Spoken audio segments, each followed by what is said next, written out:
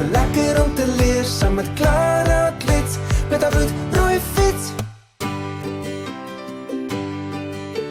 Clara Klets met haar rooi fiets.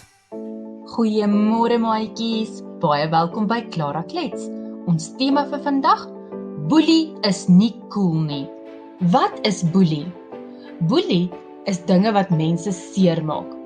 Dit is goed wat as prins gedoen word en dit is moeilik om die boelie te stop. Boelie is nie wat gebeur wanneer maats net rondspeel en almal oukei is daarmee nie. Dit is ook nie wanneer bendelede met mekaar beklei nie. Daar is verskillende maniere van boelie. Die eerste is fisies.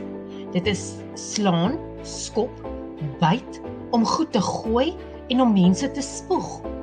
Die tweede manier is verbaal. Dit beteken, dit kom uit jou mond uit.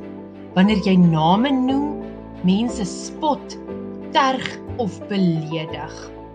Die derde manier van boelie is verhoudingsboelie. Dit is om te skinder, om mense nie in jou groepie toe te laat nie, om vir ander te sê om nie jou maatjie te wees nie, en dat hulle nie saam met jou mag speel nie. Hierdie laaste manier van boelie noem ons kuberboelie.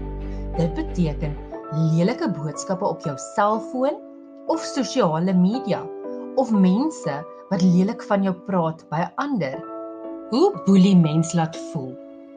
Sleg, hartseer, kwaad, gespanne, bang, hopeloos, asof niemand van hulle hou nie, en dat hulle nie wil skool toe gaan nie. Reëls teen boelie. Moenie ander maatjies boelie nie.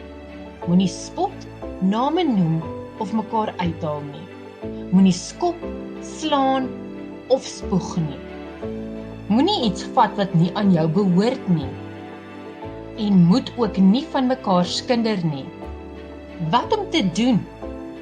Help ander mense wat geboelie word, deur te praat of kry volwasse hulp. Probeer om alle maatjies in te sluit by jou aktiwiteite. Luister na mekaar se opinies en respekteer verskille. En behandel mekaar met respek en vriendelikheid. Onthou, boelie is nie cool nie. Cool is om vriendelik te wees en lekker saam te kan speel.